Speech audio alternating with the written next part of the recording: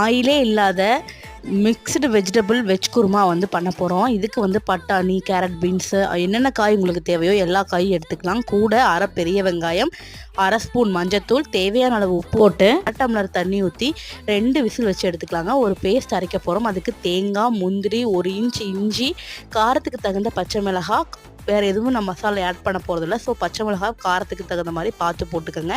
பூண்டு, கருவேப்பிலை, அப்புறம் சோம்பு, 3 கிராம்பு, 2 ஏலக்காய், 1 இன்ச் பட்டை, இது கூட 1 ஸ்பூன் கொத்தமல்லி தூள்.